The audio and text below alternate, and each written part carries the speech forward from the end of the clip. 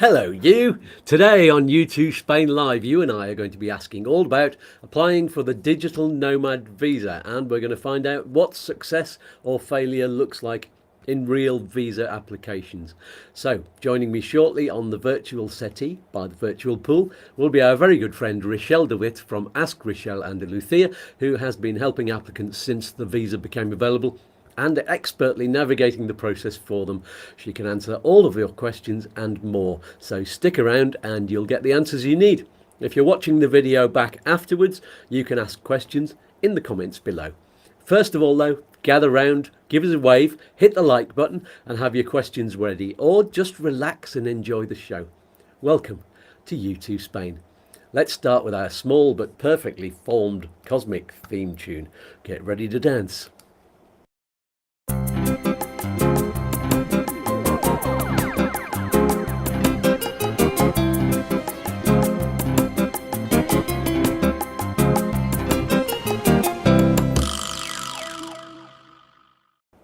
Groovy, baby.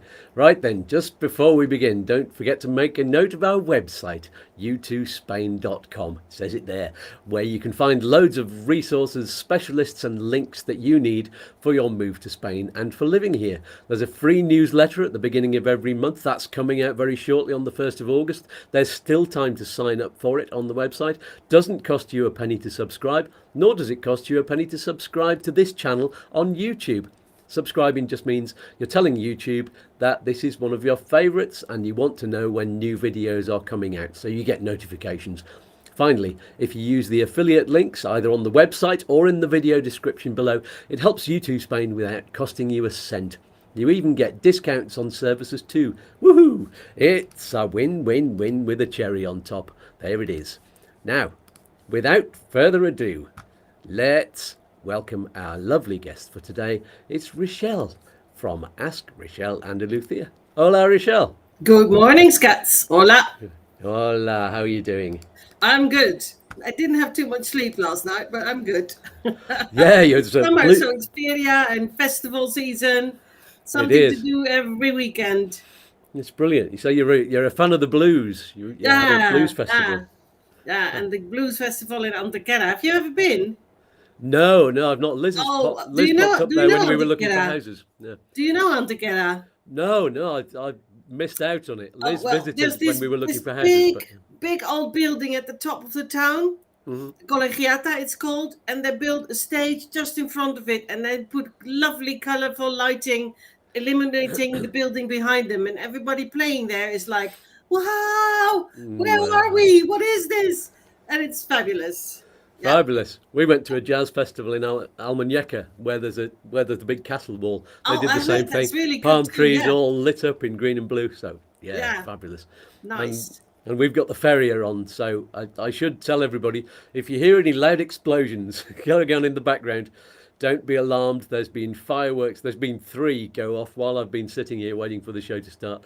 So don't be alarmed. That's going to happen at random intervals, and I don't know whether it's the official fireworks or just bangers going off. That's from probably the town. During the day. It's probably just bangers.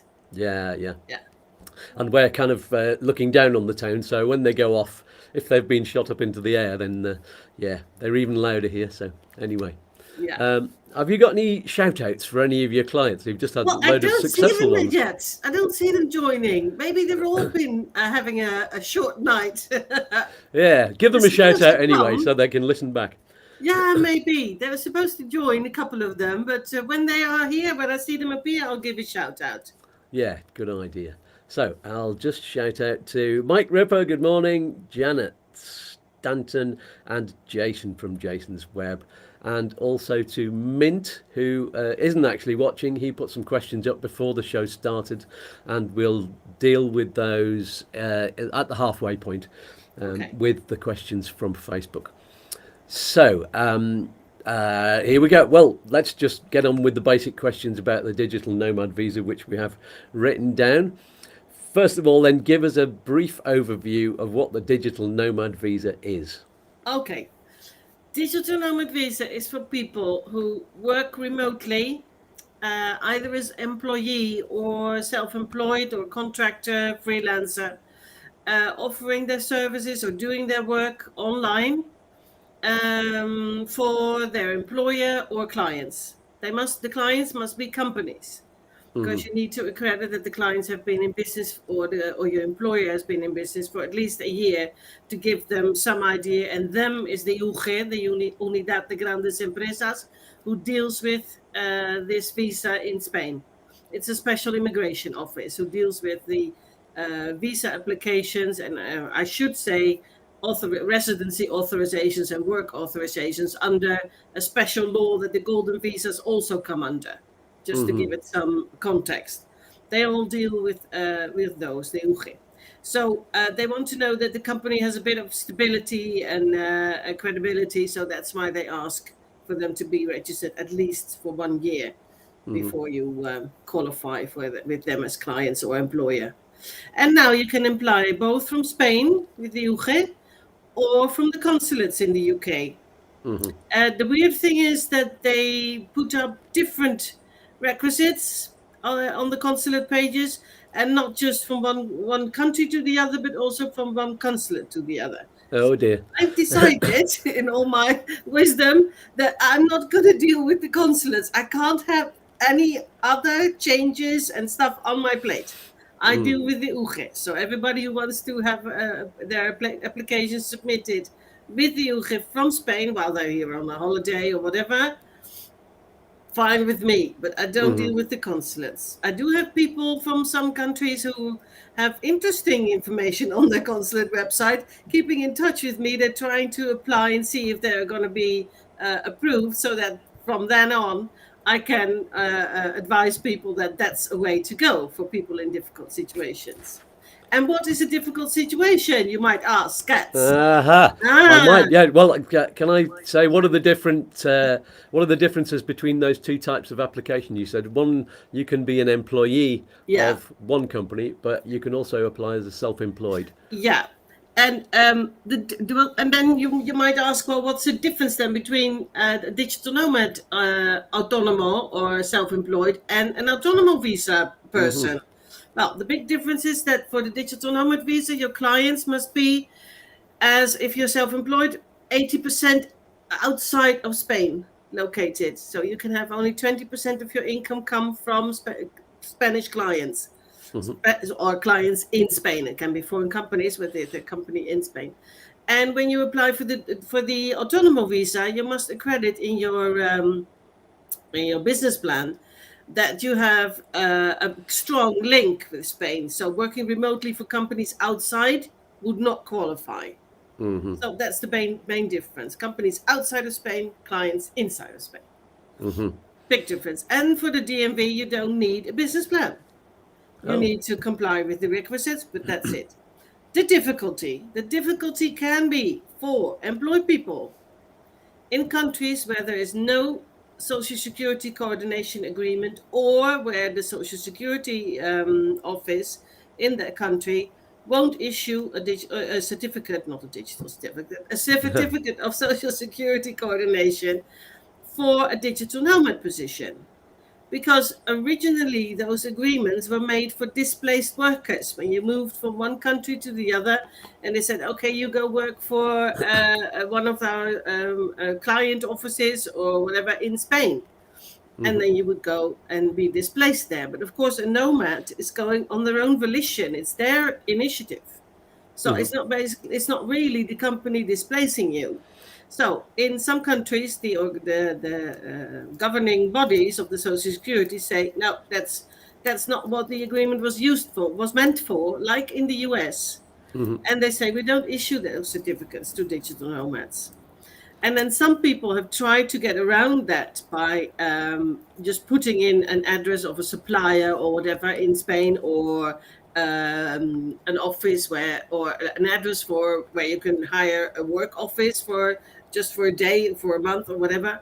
But the UG knows that the SSA in the US doesn't issue those certificates to digital nomads. So if you if you miraculously had the certificate issued to you and you put it in your application, then they immediately will reject it, because they know you will have not given them the information that you are in fact a digital nomad, and you do not, your company does not actually have an office there, or you are not going to work from an actual business office there. It's going to be your home, basically.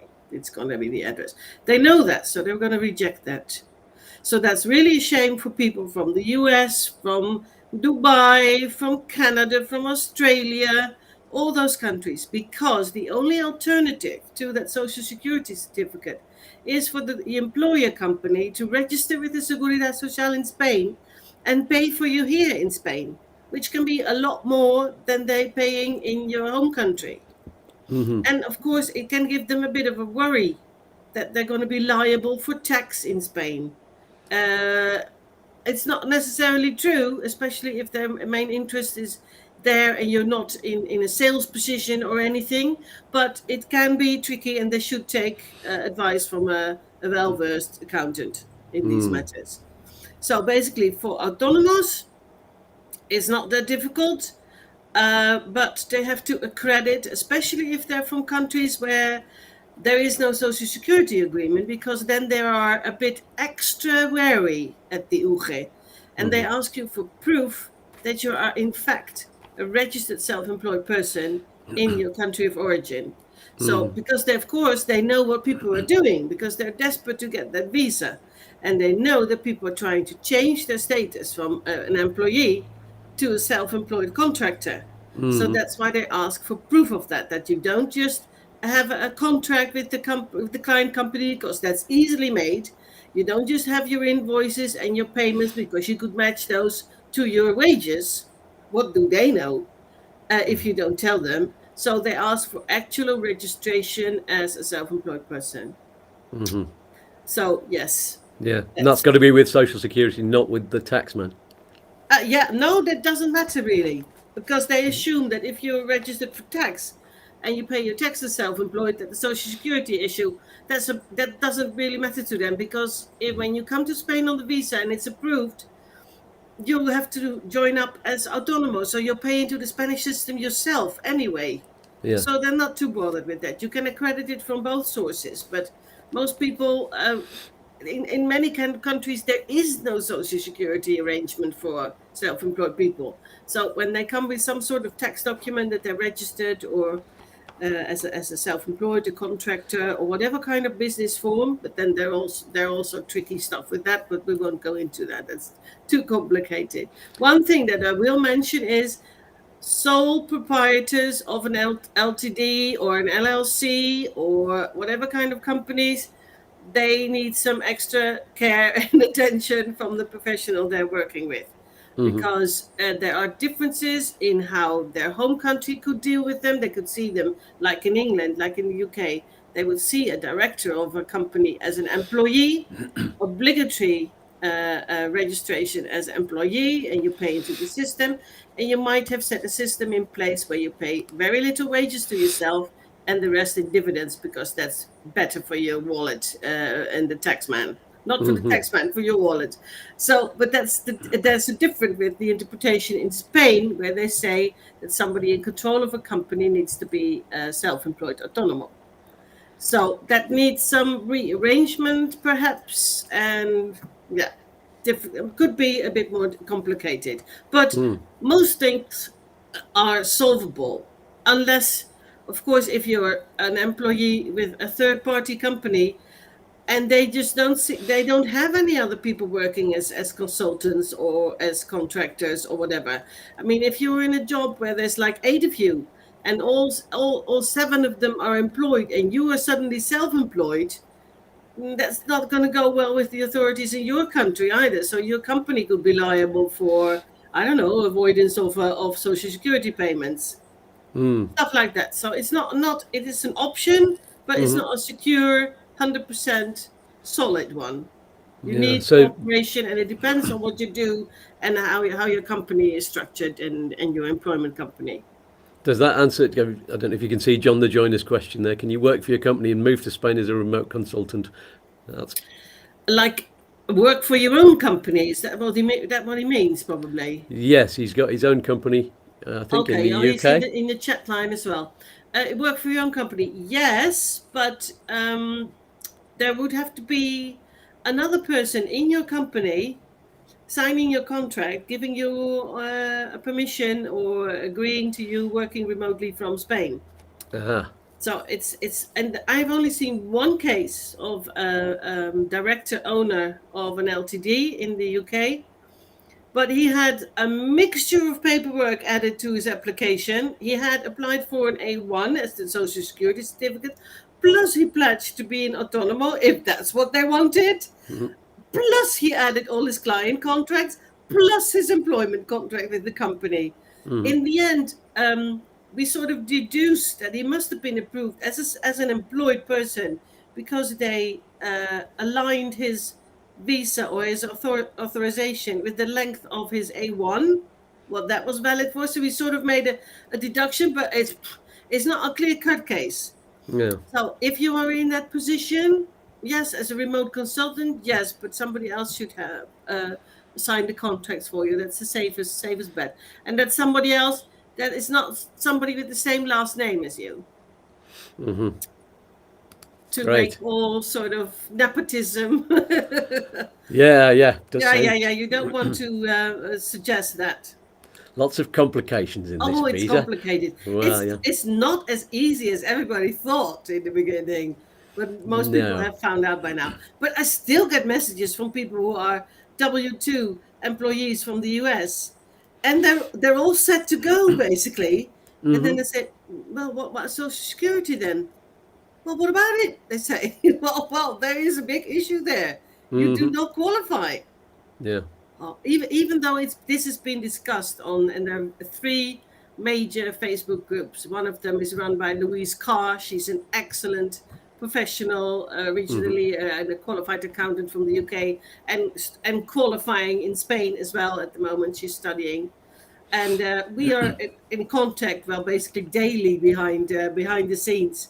And her group is fabulous. And there's another one, of course, it's called Digital Nomad Visa in Spain, where you can get lots and lots of information and links to articles, and everybody shares. I share lots of information on there as well. And we also share the good news and the bad news with the experiences with our clients. Luckily, lots more good than bad.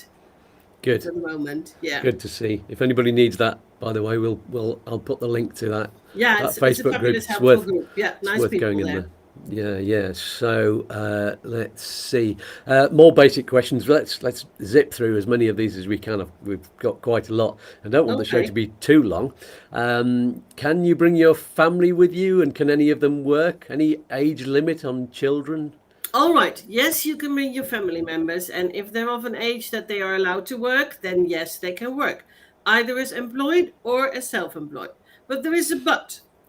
If you're from a country where there's no Social Security agreement, then, and your employer also doesn't want, and you're employed, and your employer doesn't want to pay into the Spanish system for you, then your only option would be, like for the original applicant, the main applicant, to register as Autonomo and invoice your company.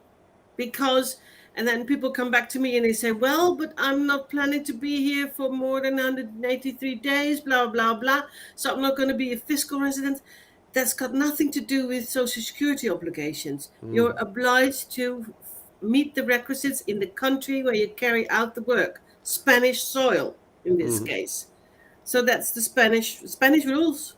And you pay where you carry out the work, basically, unless you can prove that you're exempt because you continue to pay in your country of origin. And that's where the Social Security certificate is for. So, excellent. Yes. Oh, age for dependents. Yeah. No, there's no limit to age. I thought there would be. But I asked the UGE and they answered, no, there's no limit to age, but you have to accredit their dependency. So, and if that's not a physical or a mental disability, that will be readily accepted and easily accredited, then it becomes more difficult with age, because you will have to prove that you pay all their expenses, and not just even Spain, because, for example, if you have a child who was not really all that happy in their job, so they quit their job, so now they're unemployed and they want to move with you to Spain. No, they were already independent, they were already working in the country of origin, so this is a choice that they're making. It's not a dependency. There's a difference. So maybe you can then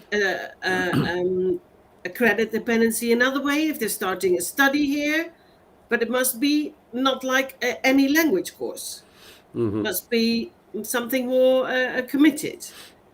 And you have to accredit that, for example, that if they were living outside your own family home, that you were paying their rent, for example.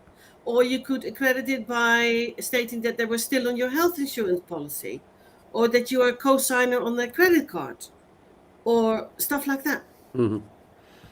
Great stuff. So you talked earlier about you don't want to deal with any applications through the consulate from outside of Spain. I should just point out that we've been talking about UGE. It's spelled UGE.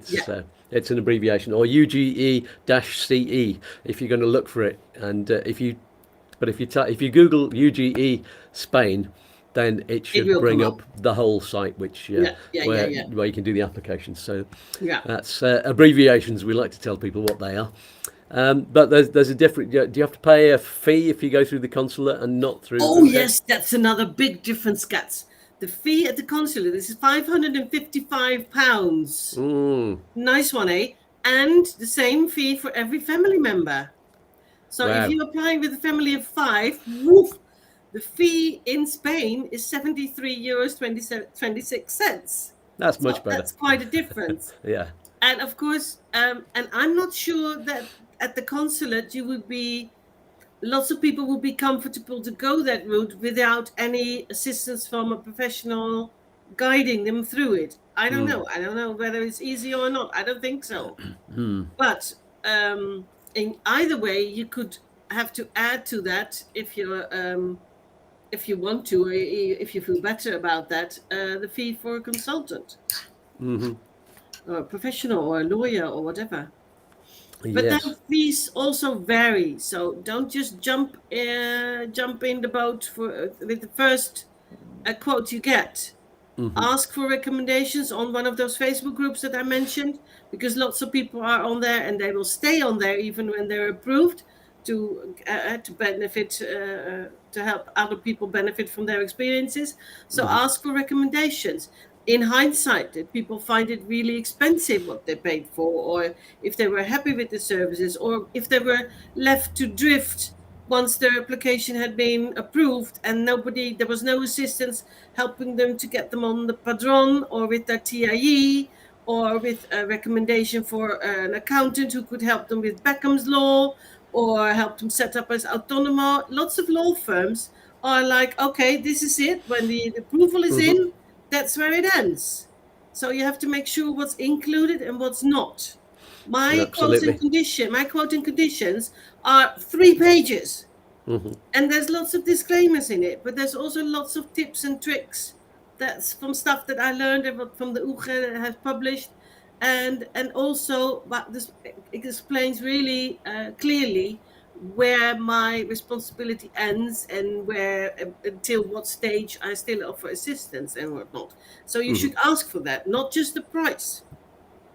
Yeah, ask absolutely. For what's included, not the quote, conditions. And of course, if you get denied, people then ask, well, will you also provide assistance with an appeal? If I can, yes, but an appeal will be extra. I mean, if the fees were higher, but then I would have to charge everybody a higher fee, because I don't feel like charging anybody who I think there might be an issue a higher price. No, that's not how it works. No. So if an appeal is needed, I'll try and help. I involve the lawyer that I work with on other immigration cases, but it's not included. But with some lawyers, it might be, and that might be why their quote is higher. But that are questions to ask. Great. And I can highly recommend Richelle, by the way. I haven't said that. If I haven't said it already, then you wouldn't ask me if you didn't. No, absolutely not. I mean, you're extremely thorough. You're as thorough as a lawyer would be, and you follow it up, and you share your stories, successes and failures, and it helps everybody else, which I think is brilliant. So. No, thanks. You mentioned on your Facebook page recently you can do a combi application, like for families. Yes, and that's really interesting, because, for example, if you're with a family and you're planning to do this long term, but you have to sell a house, you have to come over with all your stuff and your pets. That's a huge commitment, a huge risk, and a huge investment. So what you could do is travel on your own to Spain on your tourist Schengen days. You come in for just a day or two, if well prepared. You ask someone to submit it for you within the time frame that you're in Spain.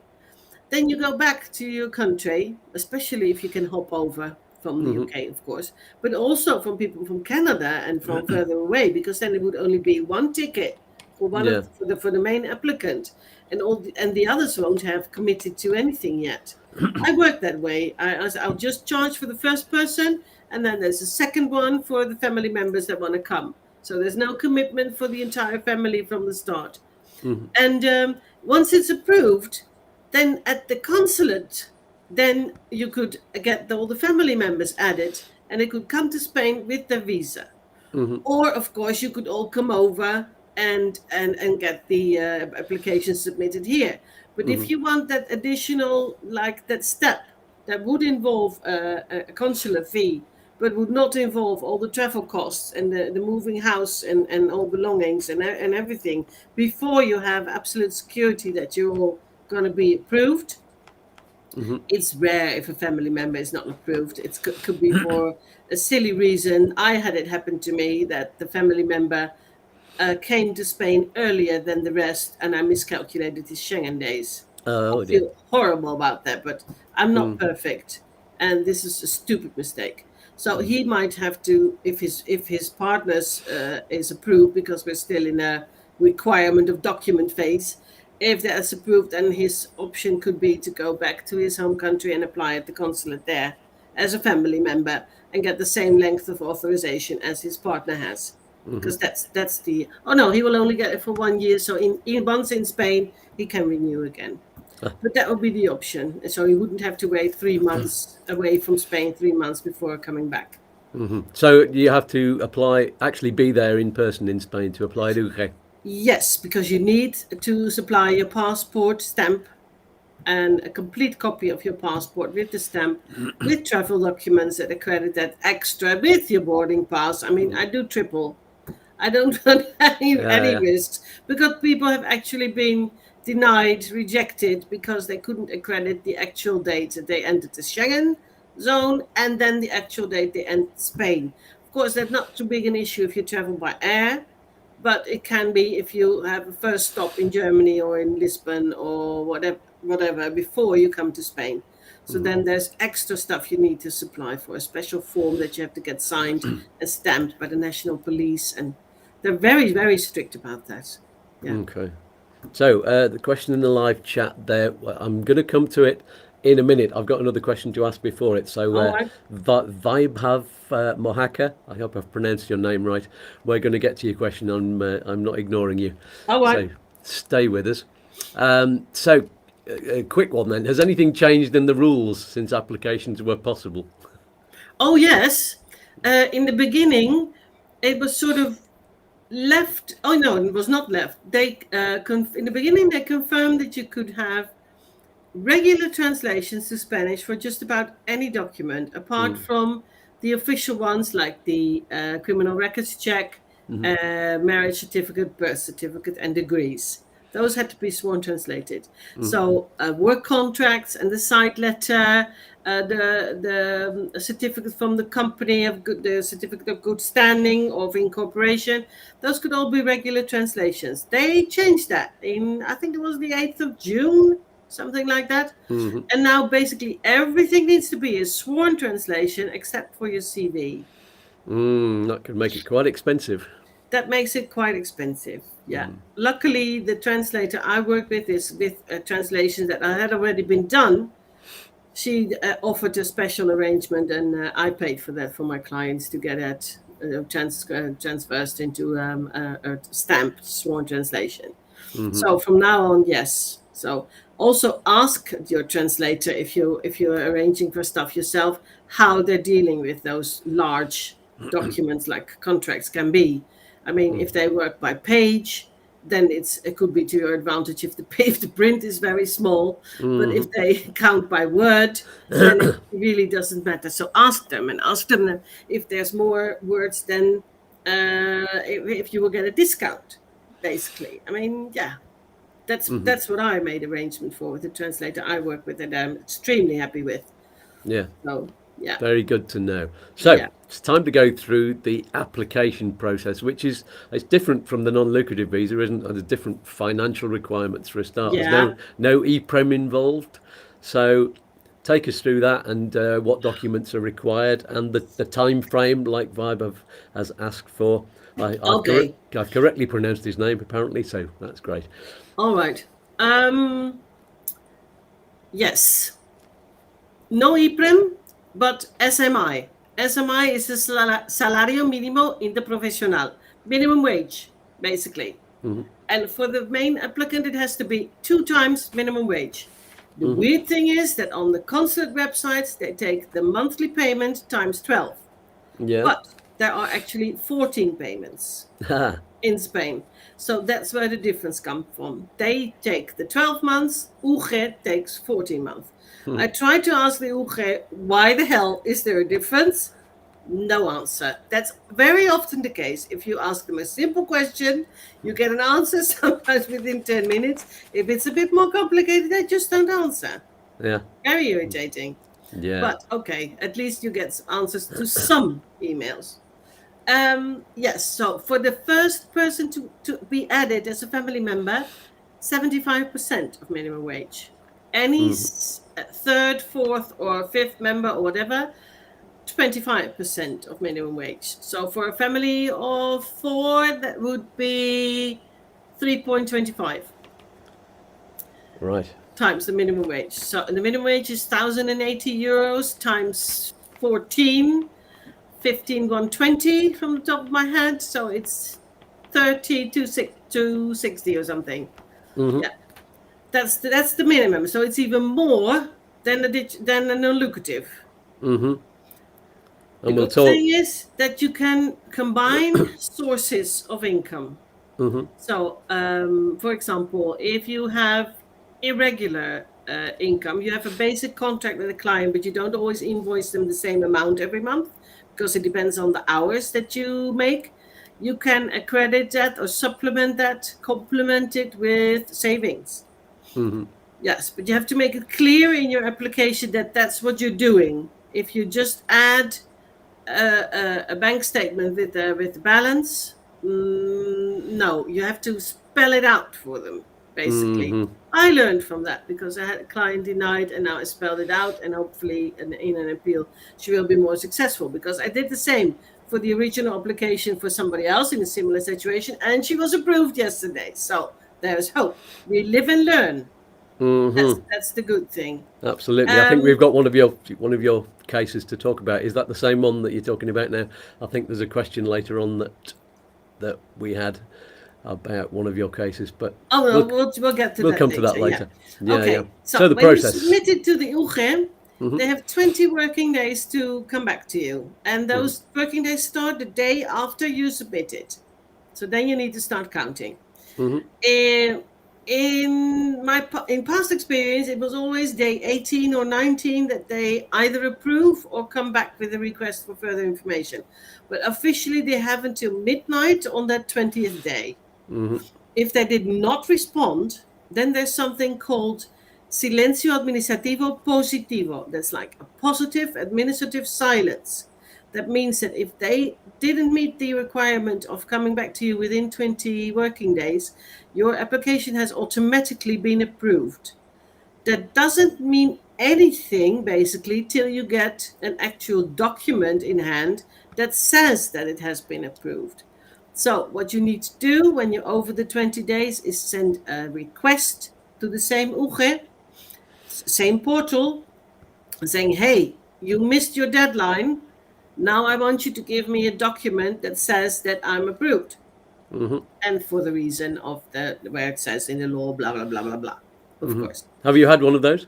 Yes, but I haven't had a reply yet. The first one this week, I put in a request on day 21, and we're on day 24 now. So could be next That'll week. be interesting. Hopefully next week. It's for an entire family, so I really am hoping and keeping my fingers crossed. Yeah. Okay. So it should be approved. I think Louise had one that was approved days after she put in a request for the and you'll never know because the letter won't be any different. It will just say it has been concedido.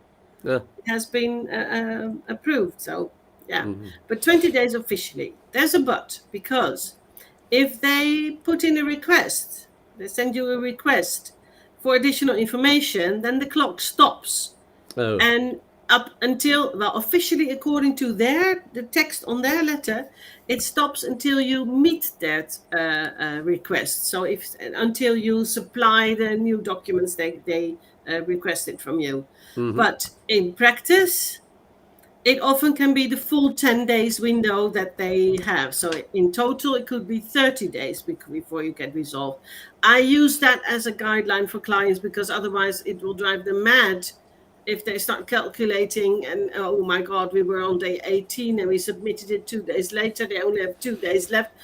Yeah, in practice, that doesn't always work all that perfectly.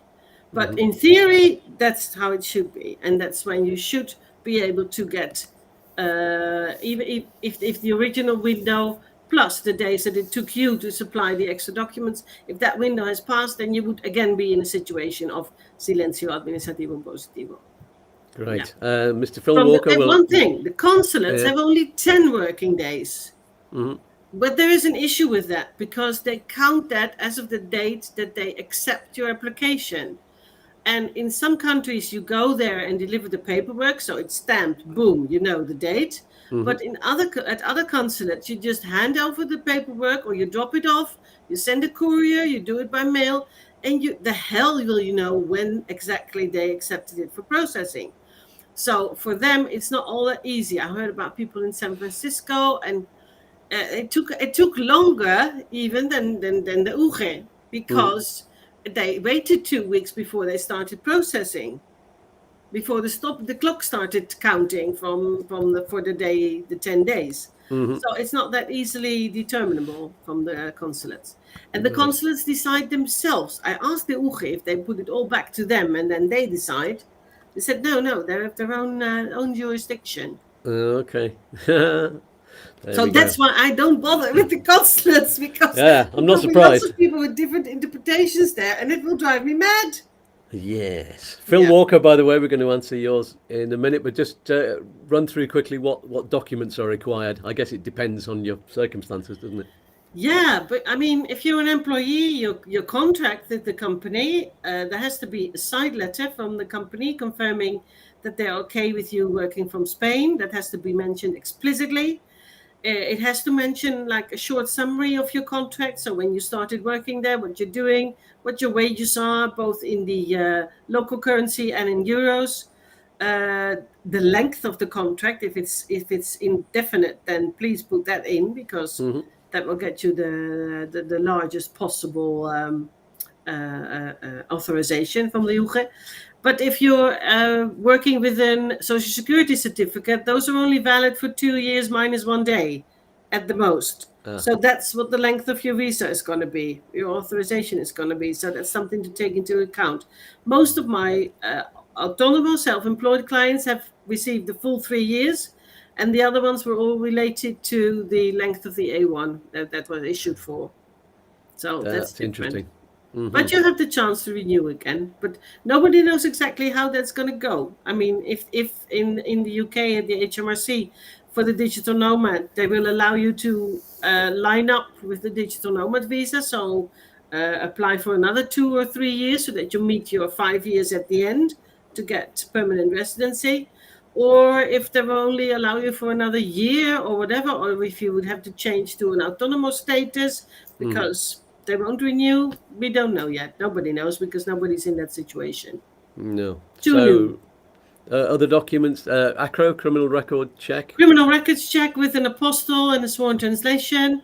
If you have family members, documents accrediting the family relation, so birth certificates for kids, for minors, and marriage certificate, or a partnership official document, like what do you call it in the UK? Civil partnership A or civil something? partnership. Yeah. Yeah, a document or an equivalent of that. Yeah. Okay. Yeah. Good. And health cover, I suppose, is another one. Health cover. Okay, that's an interesting thing. If you're employed from a country with a social security coordination agreement and you get your A1, say the example is the UK, then you're also entitled to an S1. But most people don't bother with that because it will take them another 3 weeks to get that S1. And the A1 at the moment is taking between 16 and 18 weeks Wow. to get it. Yeah, as HMRC must be very embarrassed. I mean, they really must put their, I don't know, do something about it. They say they are. They say they are. And they're getting really upset with everybody chasing up their applications because that only slows down the processing for all the other applications or so. Yeah. At the moment, they're saying, well, you can ask us to put in an urgent request, but it will be ignored. So we'll put it in, but it will be ignored because we're processing on order of coming in, and we really want to get rid of lots of the backlog because it's getting out of hand. And it has.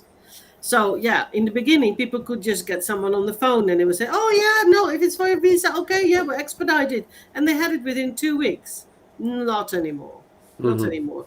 They will now tell you that you would need to wait at least 2 months before you can even put in, before you can even try to chase it up. If it's been put in or the requests have been submitted not 2 months ago, then no, they won't even look at your file.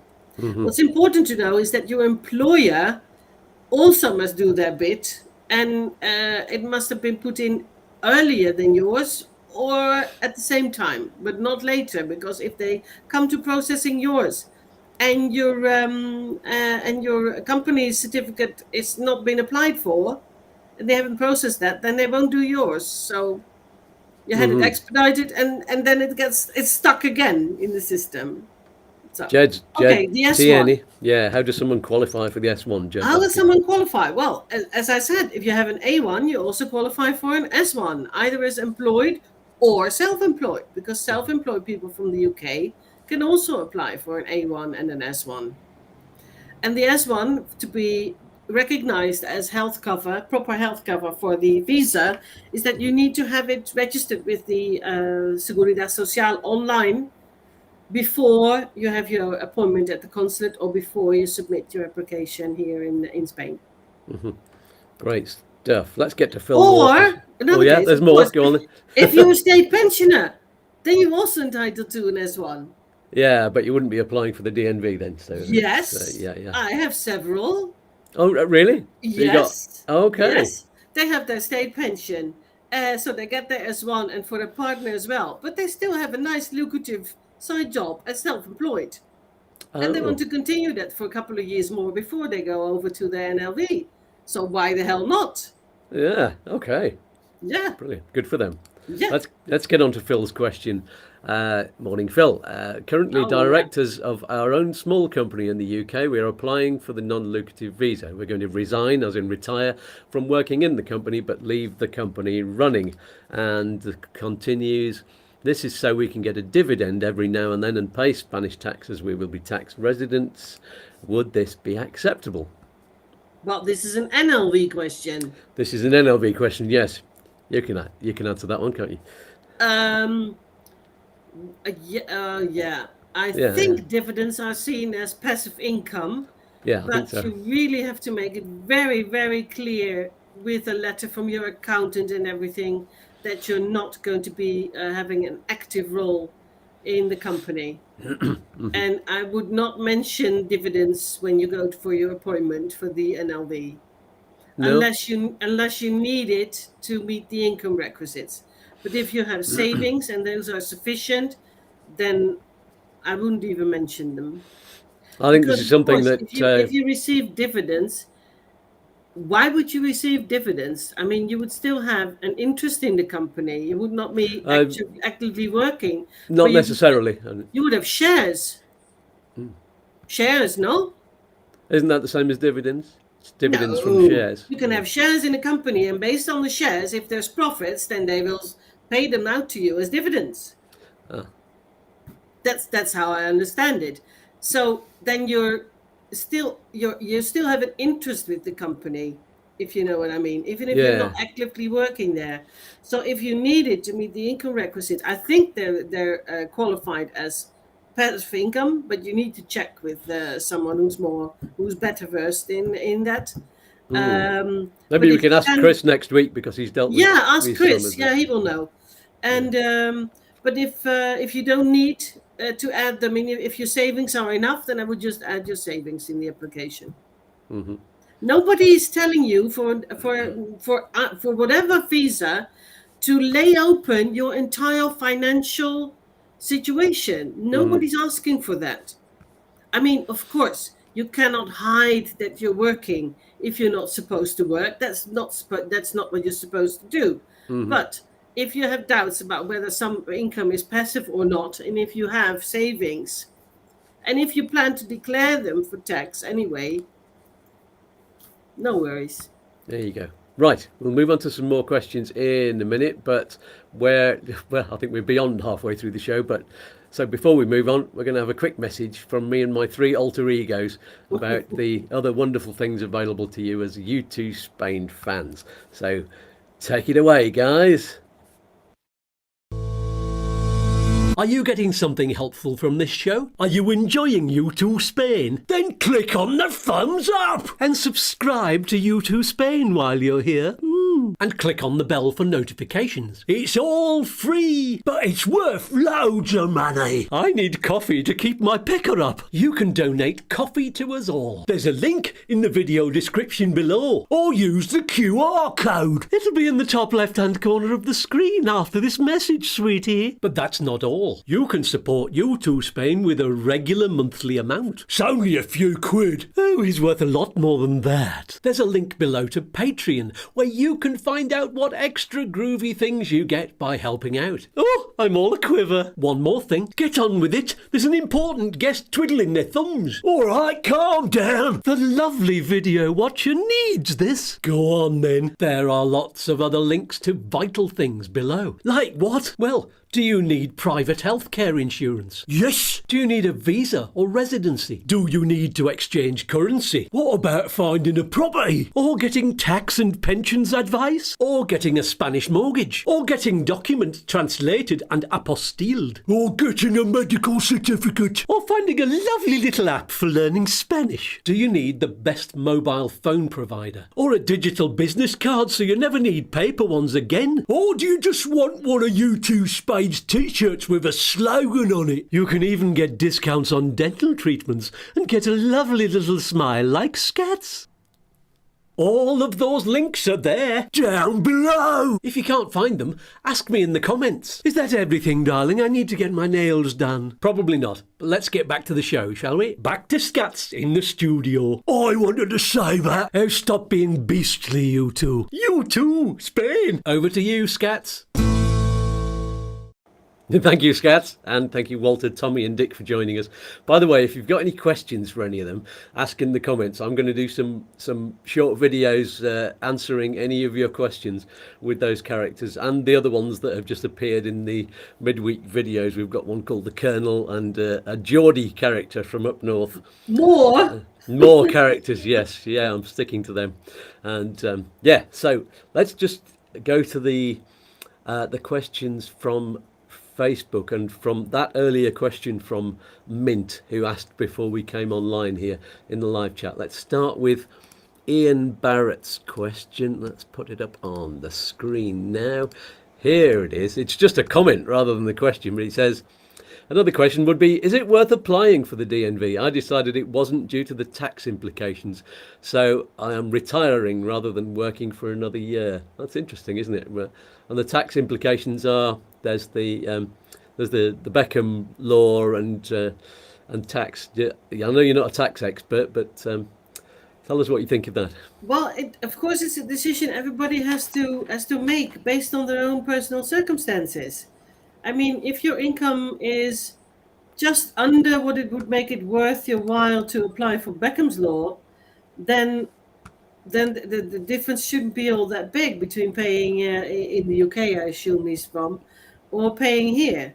If it's just for a year, I don't know whether it's worth your while. It could be if you want to be taxed. If you're in a position to apply for Beckham law, you want to be taxed only 24%, and you can keep all your other income that you might have and your assets out of the greedy hands of the Spanish taxman. Then that could be in your interest. For example, if you were planning to retire and come to Spain and sell your property, for example, you would have to be very careful about fiscal liability over capital gains. If you are under Beckham law in Spain, then whatever you do with your property outside of Spain doesn't interest the Spanish taxman. So everybody's situation is personal, and the decision whether it's worth it or not is also personal. I mean, if you need assistance to get the application in, that's an extra cost. If you want to do it at the consulate, that's an extra cost.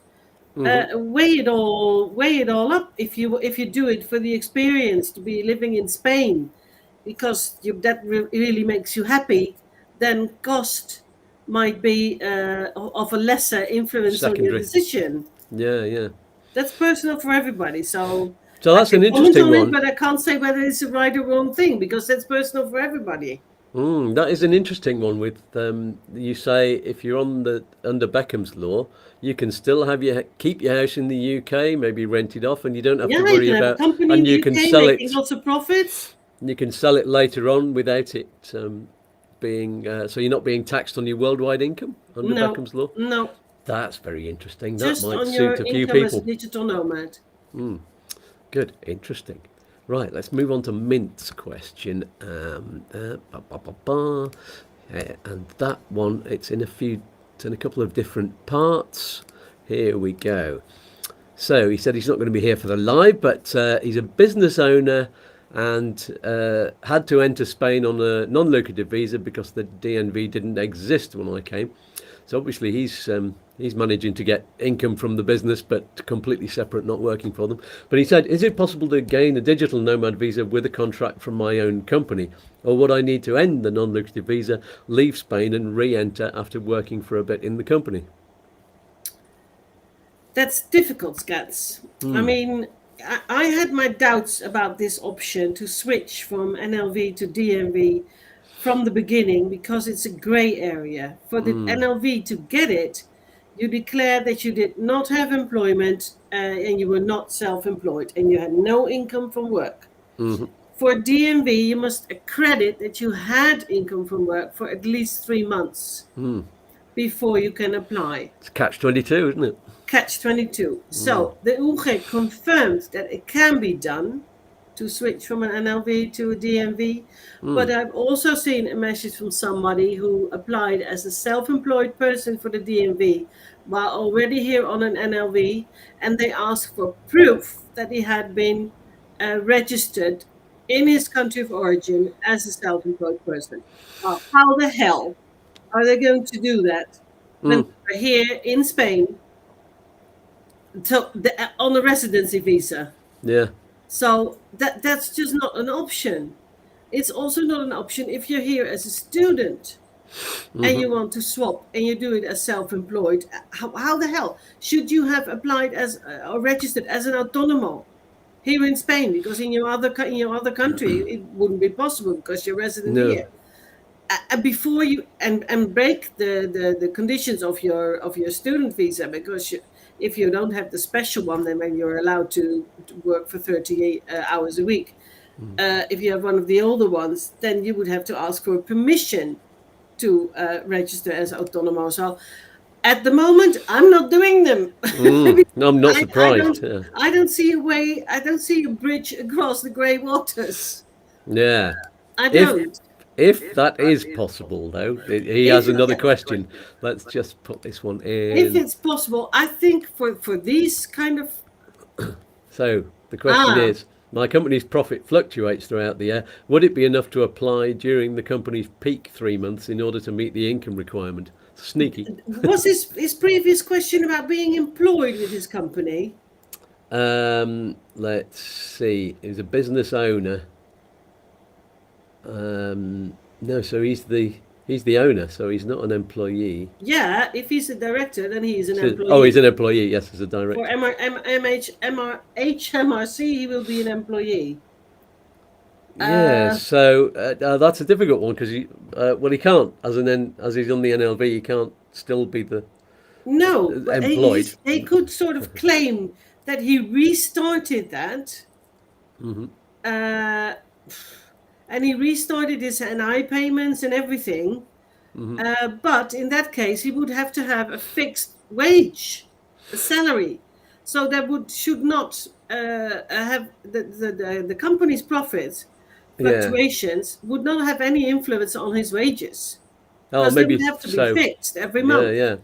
I think he's talking about getting, dividends or shares. So if his profits fluctuating, then all he's doing is getting some share dividends. By the sound of it. He would neither need to be an employee with his company or a contractor to his company. And for that, the profits of the company themselves would not be of influence. He could influence a bit by invoicing less in some months and invoicing more in other months. But if the income fluctuates that much that it doesn't meet the minimum in some months, then it would have to supplement that with savings.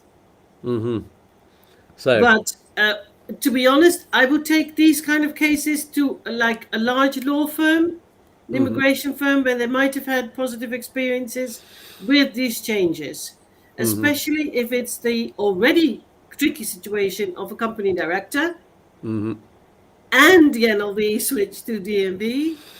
I'm not comfortable dealing with them at the moment, so I would refer him to a large law firm. Jed's got an interesting question. How is self-employed defined in Spain? Is there a minimum income / profit requirement? No, there isn't.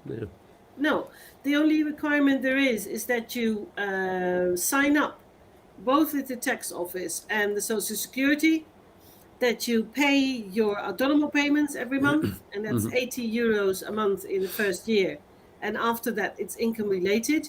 If your income remained under the minimum wage, then you can have that €80 for the second year. And in some regions, autonomous regions, you can even get it subsidized 100% for the first and the second year. So then you would pay nothing at all. But the income is not relevant. The obligation to register as an Autonomo comes from whether you carry out your work habitually or incidentally.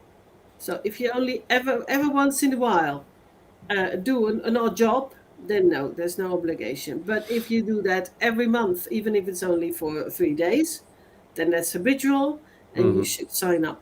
And as an Autonomo, you have the obligation to pay the Social Security, and if you have income or not, pay or declare tax, IVA, so VAT, IVA and income tax every 3 months, in most situations. Excellent. Okay, back to the basic questions then that I had written down beforehand. Do applicants need to show contracts without end dates? You mentioned this earlier. If not, then they have say an 18-month contract. Is that the limit to the period of the visa? The limit is 3 years if you apply from Spain.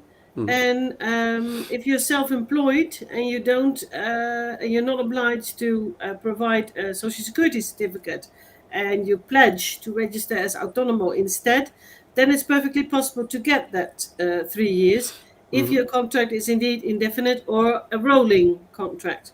Could be like for the first time a year, and then it's going to be renewed with a half-year periods automatically, like a rolling contract. That's perfectly possible. If you're on an employed contract, it will be limited, and you're from a country with Social Security, because in other situations I haven't seen a company willing to register here in Spain, but one who's working on that. So then you would be limited by the length of your A1, 2 years minus 1 day. If you don't have long-term contracts, but because that's not the nature of your work, you might just do 3 months contract or 6 months, or only have incidental clients. But as long as there are businesses and you can accredit that for the past couple of years with your tax records that you met the income requisites, then there's still a chance that you will qualify. Great stuff. Let's rush through some more questions. Tell us some of the reasons for clients to have their applications refused, and what were the solutions? Oh, there were a couple that were refused because they didn't get the A1 in time, or because of other documents expiring. They did decide to submit it, and then it was refused. So if they are still within the Schengen days window, they can try to submit it again, or go out and come back in again and submit it again, either in Spain or at the consulate. By the way, about the expiration date of documents, the UG has confirmed that not just criminal records checks, but also marriage and birth certificates are valid for 6 months, not 3. So that's good to know if you're having to try again. Some have been refused because they were out of their Schengen days. Even if there's a whirlpool of stamps in your passport, they will check them all out one by one. And if you're over it, then you're over it. Okay. Some have been refused because they didn't take into account that if the contracts didn't meet exactly the income minimum, that they didn't take their savings into account, even if they were put in with the application. So it depends. It all depends. In those cases, I found out on the presentation of the paperwork. So you need to do that very carefully, spell it out for them, basically. Others have been refused. What was another one? It could be because your contracts didn't start 3 months. You weren't contracted 3 months ago. So, that's another thing to take into account. Or that you had one contract that was longer, but you didn't meet the income requisites for that with just that one contract. You added another one, but it wasn't really running for 3 months at the time of the application. It's all personal interpretation. That's what the UGA says as well about accrediting other sources of income. They're all assessed individually. So, Right. it's worth making your case, but there's no guarantee. Excellent. Any advice for new applicants to help you and them get success? Don't be in a rush. Don't move your family here. Put them in schools. Take your pets, everything. Sell your house and move here, and then just come here in Spain, and then try and find somebody to help you. That's too short notice. It's too much of a risk. It puts too much of a responsibility, a bit of an unfair responsibility, I must say, on the professional helping you. And in nowadays, I speak for example, for Louise and me, we won't have any availability. So even if you wanted to work with us, we can't. We booked till October. It's the same with Chris with non-lucrative visas. Of course it is. He can't phone you up for about another month to do the phone call. So if you're already here, we just arrived and we thought it will be sufficient time. No, it won't. Well, if you arrived, and my first question is, have you applied for your A1? What's an A1? And then I said, well, that's going to be a delay of 16 weeks. So you'll be out of your Schengen days, and you're here already with your family. Yeah. That's a big risk. So prepare. The NOVs, of course you prepare, but you apply from your country. Maybe you've sold your home to finance your move, but if you don't get it and you haven't bought something in Spain yet, so all your money is not laid up in Spain, or you can just try again if something fell foul. But if you're already here and you moved everything and you haven't had somebody check whether you're actually eligible or if you qualify, because two different things. I mean, you can be eligible because of your situation, but if you can't get the proper documents all together, then you don't qualify.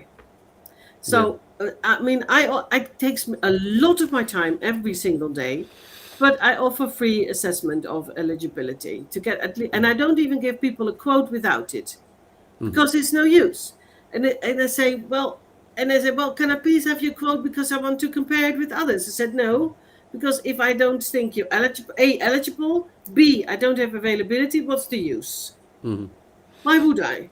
Fair enough. There's an interesting question so here. Prepare, and do it from your home country at your leisure. Don't be rushed. I know some people are desperate to get out of the countries where they are living, but still, don't. Take your time. It's an important decision. Absolutely. If you're on your own, you're young, and you think, okay, I want to do this for a year, what the heck? Why not?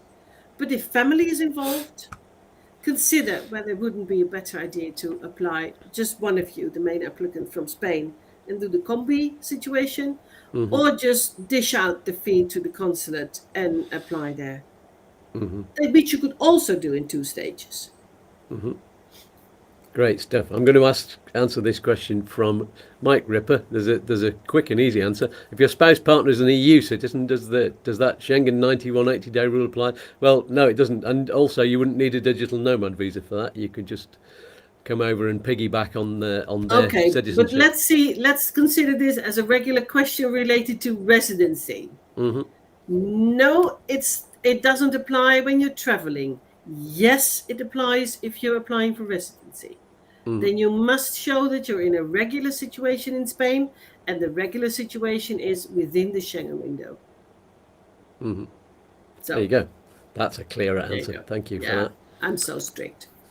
Excellent. I'm glad. That's why you're there. I tend to come up with the general answers, and then the guest is there to say, well, actually, there's an it depends. There's a but. Yeah. So Jed is saying, absolutely brilliant show. Richelle is brilliant. And you, Skatz, can you remind me how often you have this type of format on your channel? Every Saturday morning at 10 o'clock Spanish time, 9 o'clock UK time, 4 o'clock if you're in New York. Work out your own time based on that. So and there's a video every Wednesday evening at 5 o'clock as well. But that's a pre-recorded one. But yeah, the Q&As every Saturday. There we go. Next question then. I saw a post on your Facebook page, Richelle, about people from Canada applying for the DNV.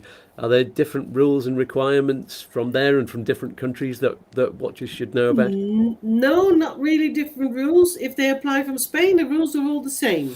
But there are some developments from Canada at the moment. Oh, and there is also a difference.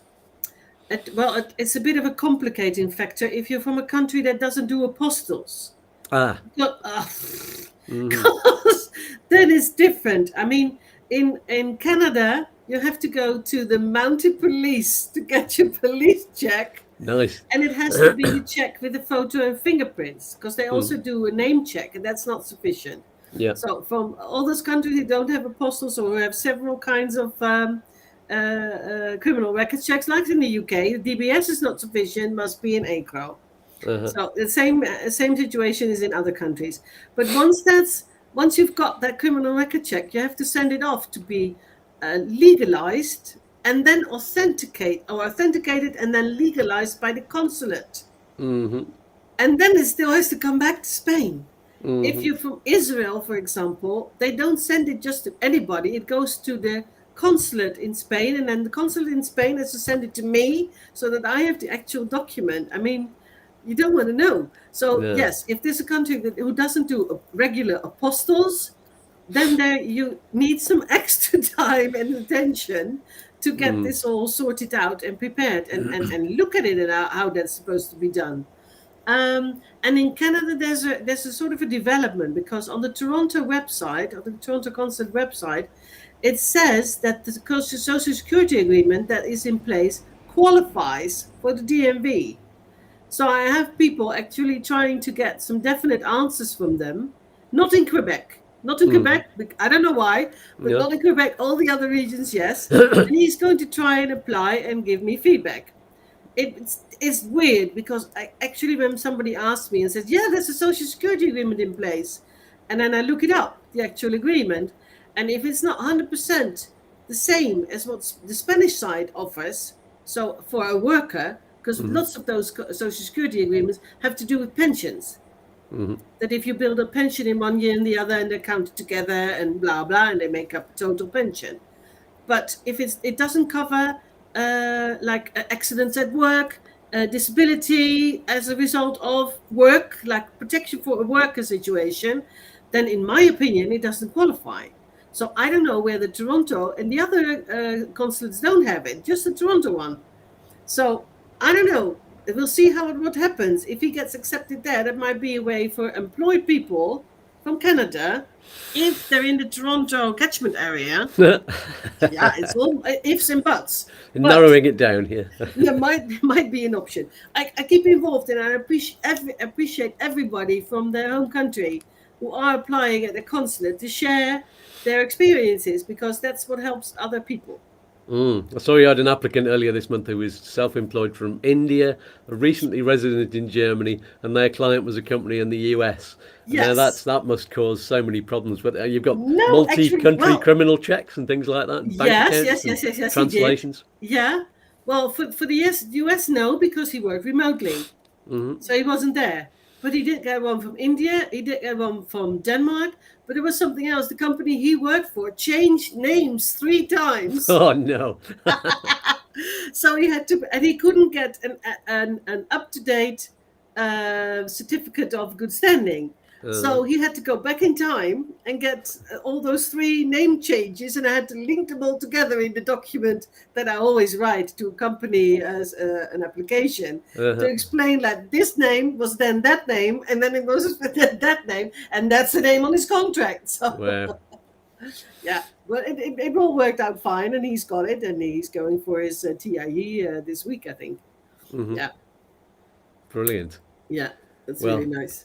Yeah. As long as you can, I mean, it's all about being able to accredit your situation and accredit that you meet the requirements that they've put in their instructions. Yeah. And if you can do that, even if it's a bit convoluted and complicated, if you can make me understand, then I can make them understand. Brilliant. So you've got to have a paper trail. And, paper trail for everything, and hopefully as simple as possible. And I mean, you've got to look at it from their point of view. If they get a simple give set me of an paperwork, all the credit. Give me an employed person from the UK any day. Yeah, absolutely. So my last question was going to be, it's one you've already answered. Is there still a need for all documents to be completely translated? That's not been relaxed at all now. No, not been relaxed. No. And I asked the UGA, I said, why the hell?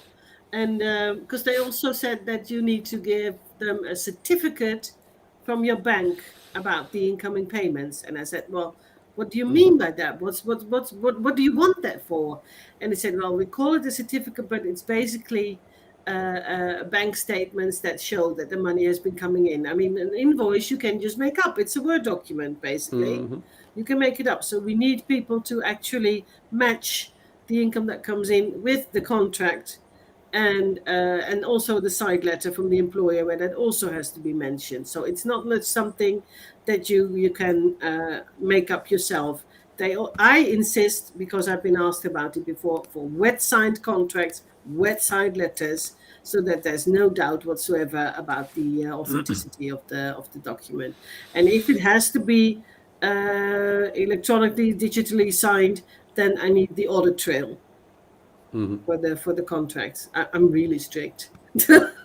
Absolutely. You have to be, don't you? Yeah. So if anyone has any more live chat questions, then do it quickly now. I know there's about a 20-second delay on those. So while we're waiting for any more questions, if you have questions and comments after we go off the air, then you can ask them, put them in the YouTube comments below, not on some random Facebook expat group where you saw the link to the video, because then it'll only be me that sees it and nobody will be able to be helped by it, and we do like to help everybody else. So yes, put it in YouTube and everybody else will get the answers they need too.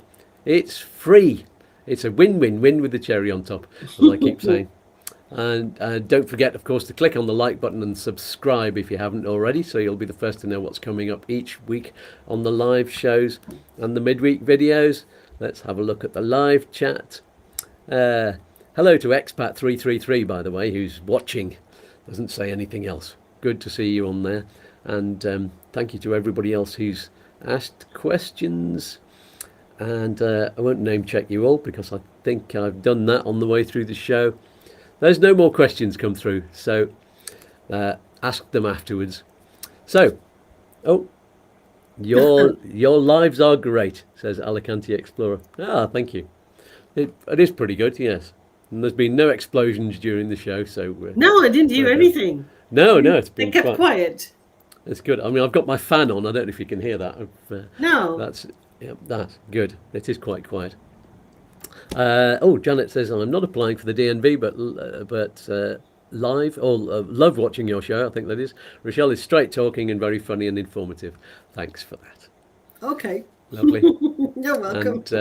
And we'll have you back on. I'm sure you're one of our regulars, aren't you? And It's always a pleasure to have you on. So everybody, I'm going to tell you who's on this next Saturday's show shortly, but before that, let's say a huge thank you and give a big virtual hug and a kiss to Richelle for being amazing and helpful as usual. You're welcome. Thank you, Richelle. I will speak to you soon. Okay. Bye-bye. Okay, so on next Saturday's show, I'll be talking to Chris from Upsticks. Once again, what a surprise. And he's going to be live from the UK. He's going to be outside one of the 3 consulates. We don't know exactly which one yet. I think he's going to be visiting at least 2 of them while he's there.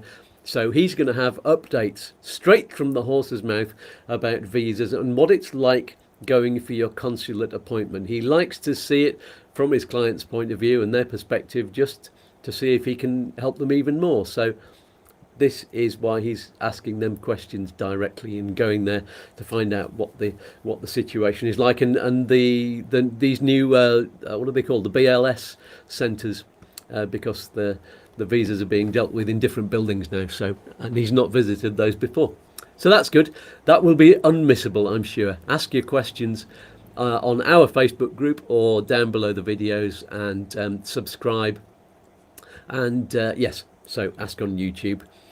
Thank you so much for everybody joining me on the live chat, and thanks to you two for watching the video afterwards and leaving comments and hitting the like button and buyingmeacoffee.com. You can use the QR code there, and I'll see you. Hello Dan Bryant, thank you for another fantastic show. Love watching every week.